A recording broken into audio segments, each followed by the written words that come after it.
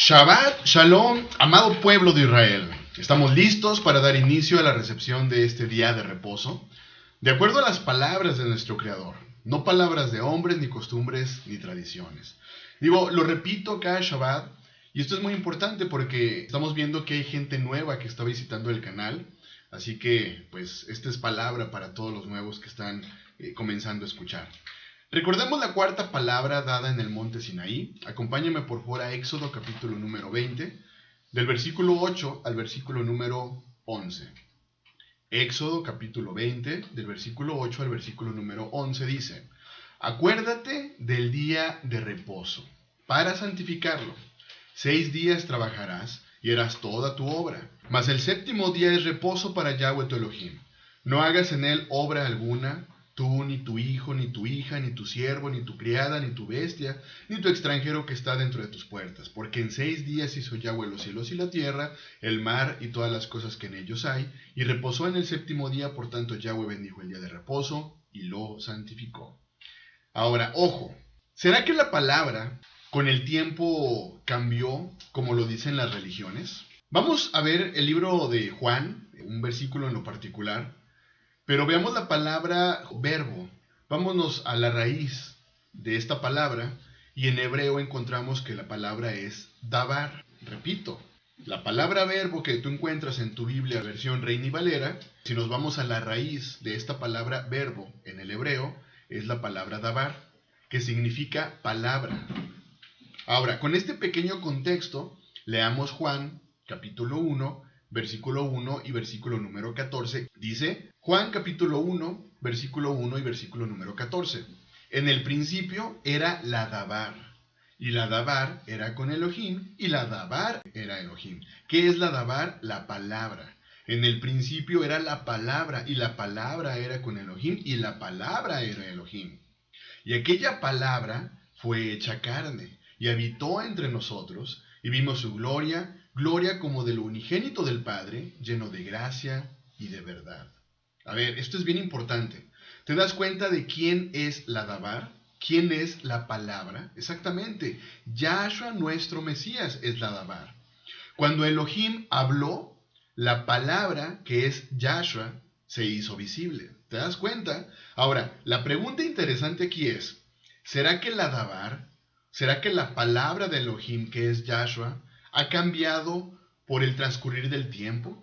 ¿Será que la palabra se volvió anticuada o se volvió obsoleta? Pues mira, hoy justo así lo afirman las religiones. Hoy dicen, Dios en un principio fue muy severo y ahora Jesucristo es todo amor. Así dicen las religiones. Dicen las religiones, en un principio Dios no era permisivo y ahora Jesucristo es permisivo. En un principio Dios pidió el séptimo día como día de reposo y ahora Jesucristo acepta cualquier otro día de la semana. En un principio Dios mandó fiestas específicas y ahora Jesucristo nos pide recordarlo en Navidad.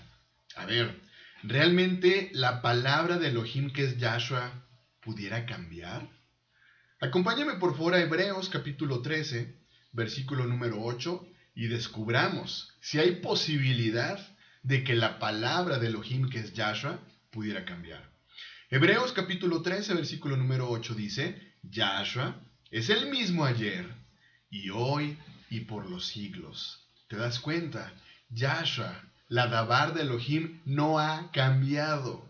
Permanece constante y para siempre. Y esto es muy importante comprenderlo, porque si comprendemos que la davar de Elohim, que es Yahshua, es el mismo, sus palabras siguen siendo las mismas hoy día. No tendrían por qué cambiar, no tendrían por qué modificarse, ¿te das cuenta? Sin embargo, hoy vemos cómo las religiones dicen, no, es que la palabra cambió por el contexto histórico en el que nos encontramos. La palabra cambió en el entorno en donde estamos. Ya estamos ahora en otro continente y por lo tanto, eso era en aquel entonces. No, vemos que la davar de Elohim, que es la palabra de Elohim, Yahshua, nuestro Mesías, es el mismo. ¿Te das cuenta? Así que, si ahora sabemos que la palabra de Elohim no cambia, ¿por qué cambiar entonces el día de reposo? Sencillo, ¿te das cuenta? Amado pueblo de Israel, los profetas exhortaron a nuestros antepasados a regresar a las palabras de Elohim. Jeremías capítulo 15, versículo número 19. Jeremías capítulo 15, versículo número 19 dice: por tanto, así dijo Yahweh, si te convirtieres, yo te restauraré, y delante de mí estarás. Y si entresacares lo precioso de lo vil, serás como mi boca. Conviértanse ellos a ti, y tú no te conviertas a ellos. ¿Qué te pide? Convertirte. ¿Convertirte a qué? ¿Será convertirte a alguna religión? ¿Será convertirte a alguna palabra de hombre? ¿Algún dogma? ¿Alguna tradición? No. Te pide convertirte a sus palabras. Te pide convertirte a la Dabar, a su Dabar, que es Yahshua, nuestro Mesías. ¿Te das cuenta cómo es clara esta parte? Fíjate muy bien. Elohim, a través de su Dabar, que es Yahshua, fue enviado por el pueblo de Israel disperso. ¿A qué crees? A que regresáramos a sus palabras como pueblo de Israel disperso. Vamos por favor a Isaías capítulo 55. Isaías 55, versículo número 11. Isaías 55, versículo 11 dice: así será mi palabra que sale de mi boca. No volverá a mí vacía, sino que hará lo que yo quiero y será prosperada en aquello para que la envíe. ¡Ay, qué palabras! ¿Quién está hablando de Elohim? ¿De quién está hablando? De su palabra, de la Dabar.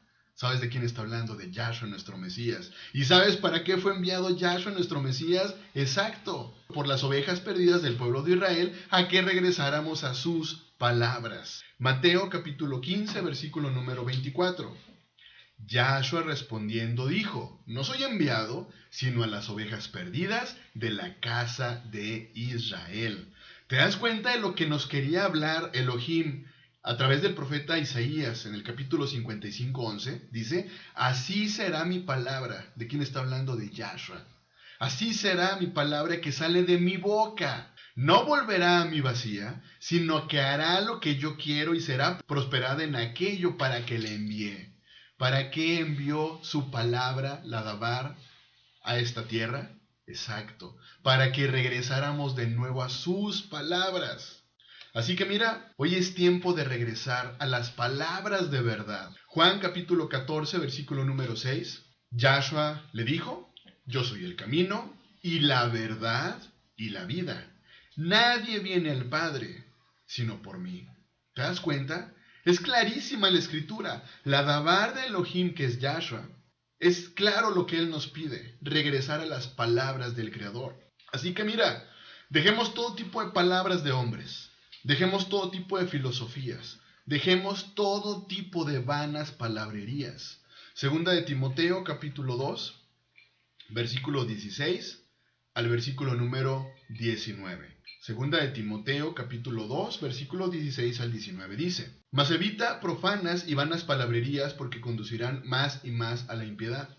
Y su palabra carcomerá como gangrena, de los cuales son Himeneo y Fileto, que se desviaron de la verdad, diciendo que la resurrección ya se efectuó, y trastornan la fe de algunos. Pero el fundamento de Elohim está firme, teniendo este sello: conoce el Señor a los que son suyos, y apártese de iniquidad todo aquel que invoque el nombre del Mesías. ¿Qué será la iniquidad?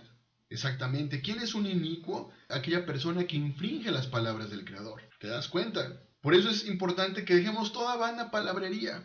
Deja todas aquellas filosofías que no te servirán de absolutamente nada. Deja todas aquellas costumbres y tradiciones que no te llevarán absolutamente nada. Y en lugar de ello, obedece las palabras de tu Creador. Y mira, justo el profeta Jeremías se encargó de insistir a la casa de Judá y a la casa de Israel a regresar ¿a qué? A la Dabar de Elohim, a su Torah. Así que vamos el día de hoy a estudiar al profeta Jeremías, capítulo 39 y capítulo número 40. Acompáñame por favor. Jeremías 39, versículo 1 al versículo número 3. En el 9º año de Sedequías, rey de Judá, en el mes 10, vino Nabucodonosor, rey de Babilonia, con todo su ejército contra Jerusalén, y la sitiaron. Y en el 11º año de Sedequías, en el mes 4, a los 9 días del mes, se abrió brecha en el muro de la ciudad. Y entraron todos los príncipes del rey de Babilonia, y acamparon a la puerta de en medio, Nergal, Sarecer, Samgar Nebo, Sarsequim, el Rabsaris, Nergal Sarecer, el Rabmag y todos los demás príncipes del rey de Babilonia. Ya vimos anteriormente cómo es que el rey de Babilonia, Nabucodonosor, con todo su ejército se encargó de sitiar a Jerusalén. Interesante el método que él usó, un método común de ataque en aquellos días contra ciudades con murallas seguras. ¿Qué era lo que se hacía? El asedio. Una ciudad sitiada era rodeada, lo que impedía que todos los negocios y el comercio entrara o saliera de la ciudad. Y finalmente, mataban de hambre a la población para que se rindiera o que las defensas de la ciudad pudieran ceder. Y entonces el ejército circundante pudiera entrar a la ciudad debilitada. De hecho, el libro de Lamentaciones nos describe parte de esta agonía que se vivió en Jerusalén, una Jerusalén sitiada. Acompáñame por favor a Lamentaciones, vamos a leer algunos versículos. Lamentaciones capítulo 4, versículo 4 y versículo número 5. Y entendamos qué fue lo que vivió el pueblo de Israel justo cuando fue sitiada Jerusalén. Lamentaciones capítulo 4, versículo 4 y 5 dice: La lengua del niño de pecho se pegó a su paladar por la sed. Los pequeñuelos pidieron pan y no hubo quien se los repartiese. Los que comían delicadamente fueron asolados en las calles. Los que se criaron entre púrpura se abrazaron a los estercoleros. Vamos por favor al versículo 9, al versículo número 11. Ahí mismo, Lamentaciones, capítulo 4, versículo 9 al versículo 11 dice: Mas dichosos fueron los muertos a espada que los muertos por el hambre, porque estos murieron poco a poco por la falta de los frutos de la tierra. Las manos de mujeres piadosas cocieron a sus hijos. Sus propios hijos les sirvieron de comida en el día del quebrantamiento de la hija de mi pueblo. Cumplió Yahweh su enojo, derramó el ardor de su ira, y encendió en Sión fuego que consumió hasta sus cimientos. Vamos un poquito más adelante, versículo 17 y versículo 18. Aún han desfallecido nuestros ojos esperando en vano nuestro socorro. En nuestra esperanza guardamos a una nación que no puede salvar. Cazaron nuestros pasos para que no anduviésemos por nuestras calles. Se acercó nuestro fin. Se cumplieron nuestros días porque llegó nuestro fin. ¿Te das cuenta de cómo fue el asedio de Nabucodonosor en contra de Jerusalén? Palabras fuertes.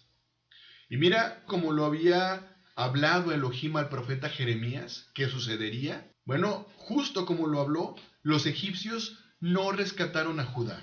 Y entonces los falsos profetas que habían prometido la libertad y que el éxito del pueblo de Jerusalén sería pronto, se dieron cuenta que eran falsos profetas. Así que entraron los príncipes del rey de Babilonia y acamparon a la puerta de en medio. Esto es algo interesante, que los príncipes de Babilonia acamparon a la puerta.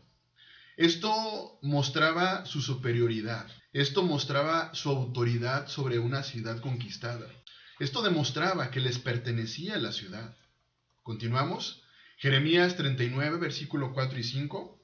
Y viéndolos Sedequías, rey de Judá, y todos los hombres de guerra, huyeron y salieron de noche de la ciudad por el camino del huerto del rey, por la puerta entre los dos muros, y salió el rey por el camino del Arabá. Pero el ejército de los caldeos los siguió, y alcanzaron a Sedequías en los llanos de Jericó, y le tomaron y le hicieron subir a Ribla, en la tierra de Amad, donde está Nabucodonosor, rey de Babilonia, y le sentenció. ¡Qué fuerte palabra! Vemos un rey huyendo, un rey saliendo de noche de la ciudad, obviamente para tratar de escapar de los babilonios, pero seguramente huyendo con la esperanza de escapar del juicio prometido de Elohim contra ellos. Pero el ejército de los caldeos los siguió, los alcanzaron, y a Sedequías en los llanos de Jericó lo capturaron. Es interesante el saber el lugar donde es capturado Sedequías, que a final de cuentas se trataba de una buena distancia de Jerusalén.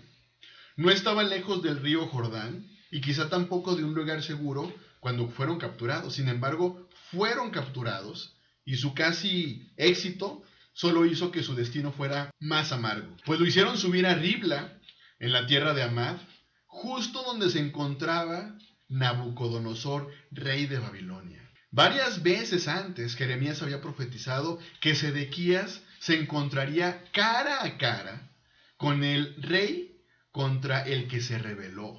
Vamos por favor a recordar estos dos momentos en donde el profeta Jeremías ya le había hablado a Sedequías, diciéndole que se encontraría cara a cara. Jeremías capítulo 32, versículo número 4. Vamos por favor un poquito atrás. Jeremías capítulo 32, versículo número 4 dice: Y Sedequías, rey de Judá, no escapará de la mano de los caldeos, sino que de cierto será entregado en mano del rey de Babilonia, y hablará con él boca a boca, y sus ojos verán sus ojos. Qué fuerte palabra, porque esto ya había sido profetizado. Y estamos viendo justo el cumplimiento textual. Vamos ahora a Jeremías capítulo 34, versículo número 3. Nuevamente vuelve a hablarle el profeta al rey Sedequías. Dice: Y no escaparás tú de su mano, sino que ciertamente serás apresado, y en su mano serás entregado, y tus ojos verán los ojos del rey de Babilonia, y te hablará boca a boca, y en Babilonia entrarás. Seguramente para este momento, el rey Sedequías se acordaba perfectamente de todas las palabras que el profeta Jeremías le había hablado. Tal como el profeta le había hablado, justo así estaba sucediendo, y lo peor estaba por venir. Vamos a Jeremías capítulo 39, versículo 6 al versículo número 10. Y degolló el rey de Babilonia a los hijos de Sedequías, en presencia de este en Ribla, haciendo asimismo degollar el rey de Babilonia a todos los nobles de Judá. Y sacó los ojos del rey Sedequías, y le aprisionó con grillos para llevarle a Babilonia. Y los caldeos pusieron a fuego la casa del rey y las casas del pueblo, y derribaron los muros de Jerusalén. Y al resto del pueblo que había quedado en la ciudad, y a los que se habían adherido a él, con todo el resto del pueblo que había quedado, Nabuzaradán, capitán de la guardia, los transportó a Babilonia. Versículo 10. Pero Nabuzaradán, capitán de la guardia, hizo quedar en tierra de Judá a los pobres del pueblo que no tenían nada, y les dio viñas y heredades. Fíjate qué interesante. Este acontecimiento ya había sido profetizado. Ya había sido hablado por Jeremías. Vamos un poquito atrás, Jeremías capítulo 38, versículo número 23. Y veamos qué le había hablado Jeremías al rey Sedequías. Jeremías capítulo 38, versículo 23. Sacarán pues todas tus mujeres y tus hijos a los caldeos, y tú no escaparás de sus manos, sino que por mano del rey de Babilonia serás apresado, y a esta ciudad quemará a fuego. Qué fuertes palabras, repito, porque le está haciendo ver todo lo que ya había acontecido. Ahora lo que faltaba era que fuera quemada la ciudad de acuerdo a las palabras que había hablado el profeta al rey. El cumplimiento profético de todo lo que había hablado Elohim en voz de Jeremías. Y mira, no solo los hijos de Sedequías fueron degollados, sino también los príncipes de Judá que se rebelaron contra Elohim. Recordemos quiénes eran estos príncipes de Judá que se rebelaron contra Elohim y odiaron al profeta Jeremías. Vamos por favor atrás y entendamos quiénes fueron estos príncipes de Judá. Jeremías capítulo 38, versículo número 4, dice: Y dijeron los príncipes al rey: muera ahora este hombre, porque de esta manera hace desmayar las manos de los hombres de guerra que han quedado en esta ciudad, y las manos de todo el pueblo, hablándoles tales palabras. Porque este hombre no busca la paz de este pueblo, sino el mal. ¿Qué palabras? Todo lo que había sido profetizado justo está pasando. Imagínate qué pasaba por la mente de Sedequías en ese momento. ¿Por qué no hice caso? ¿Por qué no obedecí en tiempo? ¿Por qué no escuché las palabras que me hablaron? Hoy, la palabra de Elohim Keldadabar, Yahshua, ha estado hablando al mundo entero. Sin embargo, el mundo entero, gran parte del mundo entero, simplemente está haciendo caso omiso a las palabras de Elohim. Sedequías no obedeció en el momento que se le pidió, y estamos viendo las consecuencias de su gran desobediencia. ¿Y qué sucede? Le sacaron los ojos al rey Sedequías, lo aprisionaron con grillos para llevarlo a Babilonia. Esta fue una tortura muy fuerte, pues se aseguraron de que lo último que viera el rey Sedequías fuera el asesinato de sus propios hijos, y que luego pasara el resto de su vida en la oscuridad. Esto cumplió la promesa que Elohim hizo a través de Ezequiel con respecto a Sedequías poco antes de la caída de Jerusalén. Vamos por favor ahora con el profeta Ezequiel, capítulo 12, versículo número 13. Ezequiel, capítulo 12, versículo 13, dice: Mas yo extenderé mi red sobre él, y caerá preso en mi trampa, y haré llevarlo a Babilonia, a tierra de caldeos, pero no la verá, y allá morirá. ¿De quién estaba hablando? Del rey Sedequías, obviamente. Vemos cómo el juicio comenzaba con el rey Sedequías. Pero ¿qué crees? Ahora seguía el pueblo. Pues ahora vemos que los caldeos pusieron a fuego la casa del rey, las casas del pueblo, derribaron los muros de Jerusalén, y Jerusalén fue quemada y destruida. Sin embargo, vemos que el rey se endureció en su desobediencia. Vamos un poquito atrás. Jeremías capítulo 38, versículo número 23. Sacarán pues todas tus mujeres y tus hijos a los caldeos, y tú no escaparás de sus manos, sino que por mano del rey de Babilonia serás apresado, y esta ciudad quemarán a fuego. Qué interesante es el saber que justo la caída de Jerusalén se trató de un evento, un suceso tan importante, que las escrituras lo relatan en 4 ocasiones. No voy a leerlo, pero te pido que lo anotes por favor. Y un capítulo en donde podemos encontrar justo la caída de Jerusalén es en Jeremías capítulo 52. Otro es en Segunda de Reyes capítulo 25. Segunda de Crónicas capítulo número 36. Y obviamente en este capítulo 39 que estamos leyendo. Posteriormente el resto del pueblo que había quedado en la ciudad y a los que se habían adherido a él, con todo el resto del pueblo que había quedado, Nabuzaradán, capitán de la guardia, los transportó a Babilonia, todos menos los más pobres de la tierra. Los más pobres se quedaron en territorio físico, fueron llevados como refugiados, forzados y como exiliados a Babilonia. Y repito, todo esto sucedió justo como Elohim lo había hablado el profeta Jeremías. Fíjate muy bien y hagamos un recuento. Elohim había dicho que este desastre vendría del norte, justo como pasó. Jeremías capítulo 1, versículo 14, me dijo Yahweh, del norte se soltará el mal sobre todos los moradores de esta tierra. ¿De dónde venían los caldeos? Exactamente, del norte. Fíjate bien, Elohim dijo que una nación extraña y extranjera los atacaría. Jeremías capítulo 5, versículo 15. He aquí yo traigo sobre vosotros gente de lejos, oh casa de Israel, dice Yahweh, gente robusta, gente antigua, gente cuya lengua ignorarás, y no entenderás lo que hablare. Fíjate, Elohim dijo que Jerusalén sería rodeada y además sería sitiada. Jeremías capítulo 4 versículo 17. Como guardas de campo estuvieron en derredor de ella, porque se rebeló contra mí, dice Yahweh. Elohim había dicho que habría hambre en la tierra. Jeremías capítulo 14 versículo 16 al 18. Y el pueblo a quien profetizan será echado en las calles de Jerusalén por hambre y por espada.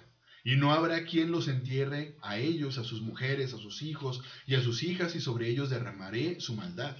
Les dirás pues esta palabra: derramen mis ojos lágrimas noche y día y no cesen, porque de gran quebrantamiento es quebrantada la virgen, hija de mi pueblo, de plaga muy dolorosa. Si salgo al campo, he aquí muertos a espada, y si entro en la ciudad, he aquí enfermos de hambre, porque tanto el profeta como el sacerdote anduvieron vagando en la tierra y no entendieron.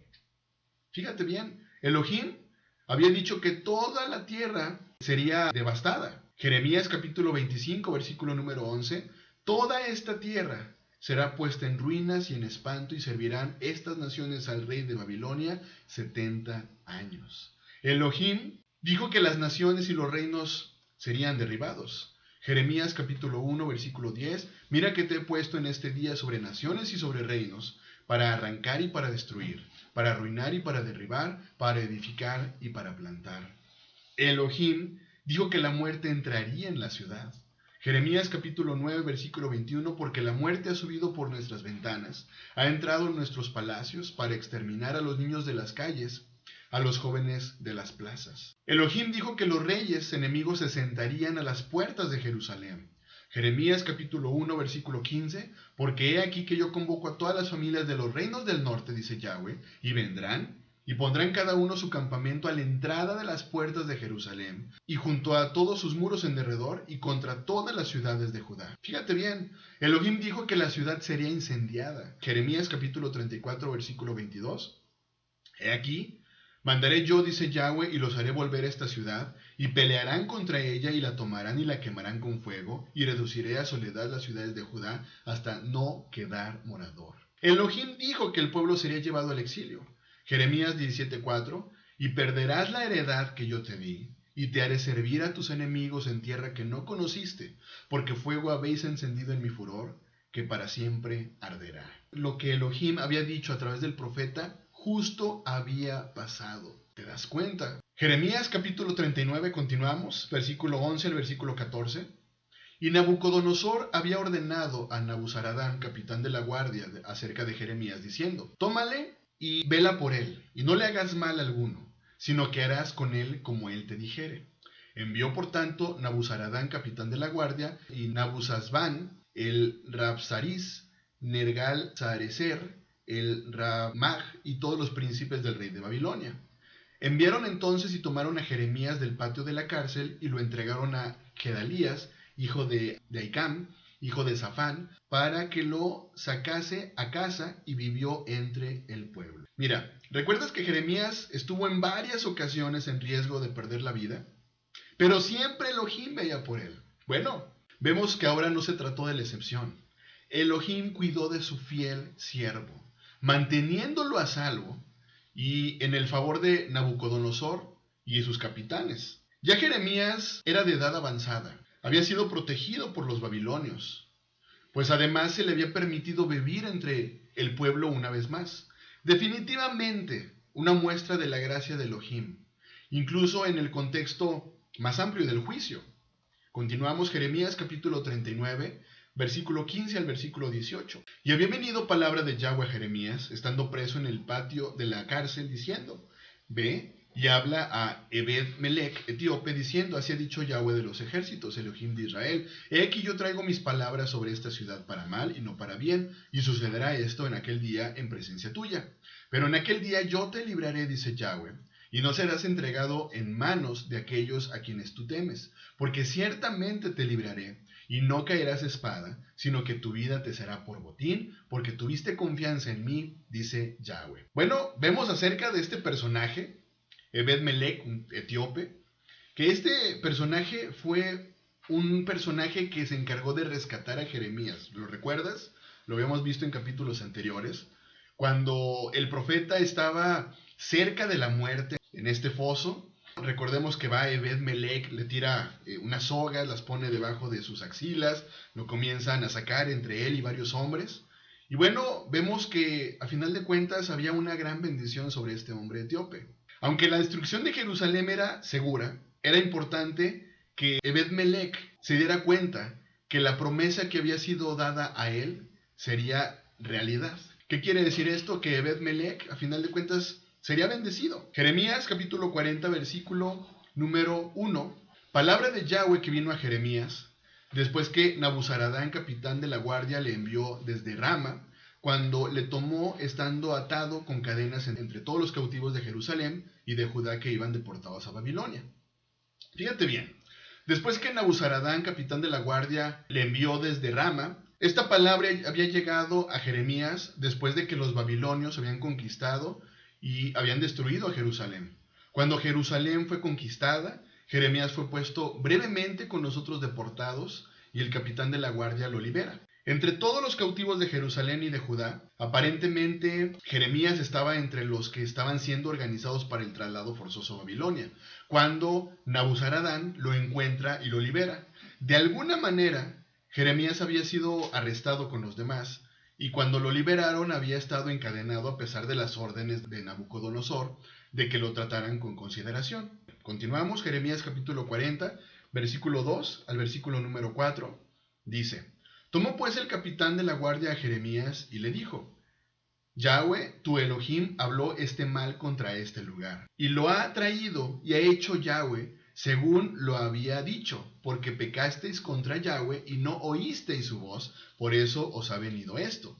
Y ahora yo te he soltado hoy de las cadenas que tenías en tus manos. Si te parece bien venir conmigo a Babilonia, ven, y yo velaré por ti. Pero si no te parece bien venir conmigo a Babilonia, déjalo. Mira, toda la tierra está delante de ti, ve a donde mejor y más cómodo te parezca ir.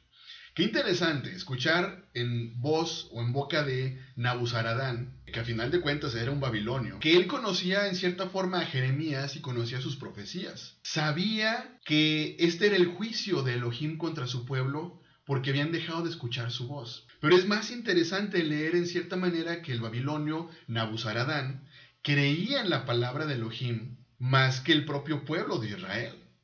En definitiva, las palabras suenan como las del mismo Jeremías, y esto puede mostrar que Nabuzaradán conocía algo de la enseñanza del profeta. Nabuzaradán, al ver a Jeremías, lo suelta, quita las cadenas que tenía en sus manos. Probablemente esto lo hizo por respeto, tanto al valor inquebrantable de Jeremías, como a lo que podía interpretarse como el mensaje favorable de Jeremías con respecto a los babilonios. Y ahora vemos que Nabuzaradán invita al profeta a ir con él a Babilonia. Jeremías había recibido entonces una oferta relativamente atractiva de Nabuzaradán. Podía ir a Babilonia con sus compañeros judíos y además podía tener una vida mejor allí que muchos de ellos, porque el capitán de la guardia velaría por él. Sin embargo, vemos que también le da otra opción, la opción de no ir. Jeremías capítulo 40, versículos 5 y 6 dice: si prefieres quedarte, vuélvete a Gedalías, hijo de Ahicam, hijo de Safán, al cual el rey de Babilonia ha puesto sobre todas las ciudades de Judá, y vive con él en medio del pueblo, o ve a donde te parezca más cómodo ir. Y le dio el capitán de la guardia provisiones y un presente, y le despidió. Se fue entonces Jeremías a Gedalías, hijo de Ahicam, a Mizpa, y habitó con él en medio del pueblo que había quedado en la tierra. Bueno, en definitiva, la provisión y cuidado de Elohim por su profeta Jeremías, que fue obediente en todo cuanto Elohim le habló, era clara. Y ahora Jeremías tiene la oportunidad de decidir en ir a Babilonia. Sin embargo, él prefiere quedarse con el pueblo que había quedado. ¿Recuerdas quién era el pueblo que había quedado? Exactamente, un pueblo de los más pobres. Jeremías, es interesante saber que vivió bajo el cuidado del hombre de Judea, que era el gobernador designado por Babilonia, y vivió en medio de los más pobres y miserables de Jerusalén, los que de hecho fueron los que no fueron enviados a Babilonia. Jeremías capítulo 40, versículo 7 al versículo número 10, dice: cuando todos los jefes del ejército que estaban por el campo, ellos y sus hombres, oyeron que el rey de Babilonia había puesto a Gedalías, hijo de Ahicam, para gobernar la tierra, y que le había encomendado los hombres y las mujeres y los niños y los pobres de la tierra que no fueron transportados a Babilonia, vinieron luego a Gedalías en Mizpa, esto es, Ismael, hijo de Netanías, Joanán y Jonatán, hijos de Carea, Seraías, hijo de Tanumet, los hijos de Efai, Netofatita, y Jesanías, hijo de un Macateo, ellos y sus hombres. Y les juró Gedalías, hijo de Ahicam, hijo de Safán, a ellos y a sus hombres, diciendo: no tengáis temor de servir a los caldeos, habitad en la tierra y servid al rey de Babilonia, y os irá bien. Y he aquí que yo habito en Mizpa, para estar delante de los caldeos que vendrán a nosotros, mas vosotros tomad el vino, los frutos del verano y el aceite, y ponedlos en vuestros almacenes, y quedaos en vuestras ciudades que habéis tomado. Bueno, cuando los babilonios conquistaron al pueblo de Judá, quedaban algunos jefes del ejército y sus hombres que escaparon. Tenían que elegir si continuarían la lucha como una resistencia clandestina o se someterían realmente al dominio de Babilonia. Y entonces escucharon que el rey de Babilonia había puesto a Gedalías, hijo de Ahicam, para gobernar la tierra. Es interesante saber que estas personas querían reunirse con Gedalías para ver si apoyaría a los babilonios o comenzaría a traicionar al rey de Babilonia que lo puso en el poder, justo como lo había hecho el rey Sedequías, y luchar probablemente por una Jerusalén más bien independiente.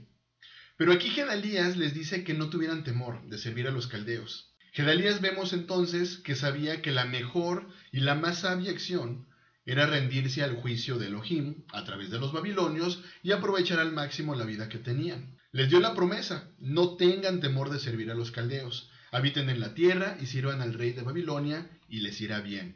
Fíjate bien, palabras muy distintas a las palabras del rey Sedequías, que trató de rebelarse. Y bueno, leímos también que tomaran entonces el vino, tomaran los frutos del verano, el aceite, y los pusieran en sus almacenes. Gedalías les había dicho que hicieran lo que el profeta Jeremías le había dicho ya al pueblo: someterse al juicio de Elohim a través de los babilonios y buscar honrar a Elohim y bueno, pues someterse entonces al dominio de los babilonios. Jeremías capítulo 40 versículo 11 y 12 dice: Asimismo, todos los judíos que estaban en Moab y entre los hijos de Amón y en Edom y los que estaban en todas las tierras, cuando oyeron decir que el rey de Babilonia había dejado a algunos en Judá y que habían puesto sobre ellos a Gedalías, hijo de Ahicam, hijo de Safán, todos estos judíos regresaron entonces de todos los lugares a donde habían sido echados y vinieron a tierra de Judá, a Gedalías en Mizpa, y recogieron vino y abundantes frutos. Esto es pero bien importante. Subraya por favor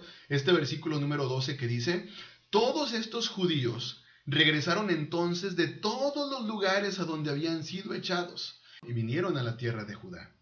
Fíjate bien. A medida que se acercaba la amenaza babilónica, muchos judíos escaparon a las naciones y a los pueblos vecinos. Y justo en este momento vemos cómo es que regresaron los judíos de los lugares a los que habían sido echados. Pero ojo, solamente nos está hablando de los judíos. Solamente regresó la casa de Judá. Y este es un dato muy importante, repito. Una vez que Judá y Jerusalén fue conquistada y la tierra estabilizada bajo el liderazgo de Gedalías, solamente los judíos regresaron a la tierra y comenzaron a reanudar su vida. Y este, repito, es un dato de suma importancia. Leímos que solamente regresó una casa, la casa de Judá. Pero está faltando otra parte importante del pueblo. ¿Sabes quién está faltando? Exactamente, el pueblo de Israel. Casa de Israel. ¿Te das cuenta? Históricamente este es el momento en el que Judá regresa a casa. Y esto es un dato muy importante porque hoy día Judá, nuestra amada casa de Judá, dice: ya, los dispersos ya regresaron a casa. Pero les está faltando ahí un dato muy importante: nosotros, casa de Israel. Faltamos nosotros de regresar. Y mira, es interesante el saber que fue justo como lo que sucedió con el hijo pródigo. El hijo pródigo, lo mismo, se fue a las naciones. ¿Y quién quedó? Hijo mayor. Hoy día es justo lo que estamos viendo con la casa de Judá y la casa de Israel. Casa de Judá, dice al Padre: yo he estado contigo en todo momento. Casa de Israel, dispersa por las naciones. Sin embargo, como el hijo pródigo, un día el hijo pródigo regresó. ¿Y quién crees que estaba para esperarlo? El Padre. Hoy día vemos la restauración de las dos casas. Una profecía que fue dada al profeta Ezequiel, capítulo número 37, donde nos habla de la restauración de las dos casas. Esto es muy interesante, repito, porque hoy estamos viviendo la restauración del pueblo de Israel en su conjunto. Continuamos. Jeremías capítulo 40, versículo 13 y 14. Y Johanán, hijo de Carea, y todos los príncipes de la gente de guerra que estaba en los campos vinieron a Gedalías en Mizpa, y le dijeron: ¿no sabes que Balis, rey de los hijos de Amón, ha enviado a Ismael, hijo de Netanías, para matarte? Mas Gedalías, hijo de Ahicam, no les creyó. Fíjate bien, vemos que algunos de los oficiales de la tierra que habían quedado llevaron esta advertencia de un complot de asesinato a Gedalías. Mas Gedalías, hijo de Ahicam, no les creyó. Gedalías no creyó este informe, aunque los eventos de Jeremías capítulo número 41 muestran que era cierto. Quizá Gedalías probablemente no fue muy prudente. Tal vez Ismael, hijo de Netanías, se había ganado su confianza de alguna manera. Vamos por favor, versículo 15 y 16 de Jeremías capítulo 40. Entonces Johanán, hijo de Carea, habló a Gedalías en secreto en Mizpa, diciendo: yo iré ahora y mataré a Ismael, hijo de Netanías, y ningún hombre lo sabrá.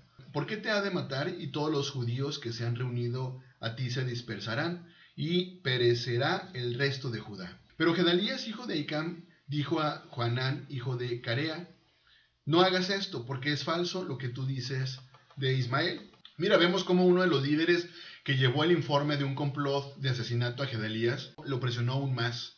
Hablándole en secreto, le ofreció eliminar al hombre acusado de planear el asesinato. Gedalías aún así no creyó la advertencia, a pesar de que Johanán, hijo de Carea, lo presionó. Gedalías siguió confiando en lo que sabía de Ismael y consideró la advertencia como un informe falso. Y vemos cómo esta historia es una historia bien interesante, porque, repito, es una historia en donde vemos que al profeta Jeremías experimenta bendición en su vida, protección, pero vemos también cómo a través de esta historia el pueblo de Judá, casa de Judá particularmente, regresa a casa y bueno, están en búsqueda, ahora sí que de bendición, pero vemos cómo las personas seguían obstinadas, cómo las personas simplemente no se rendían al adabar de Elohim. Hoy está pasando exactamente lo mismo. Y esto es muy interesante porque la historia prácticamente se repite. Por ahí hay un dicho que dice, quien no conoce su historia está condenado a repetirla. Y si hoy tú no conoces parte de tu historia, ¿qué crees que puede suceder? Estás condenado a volver a caer en desobediencia y entonces vendrá sobre ti el juicio que Elohim había hablado ya al pueblo de Israel. Creo que es una historia muy interesante, de mucha bendición y bueno, pues esta historia continuará. Que tengas un muy buen inicio de Shabbat. Bendiciones.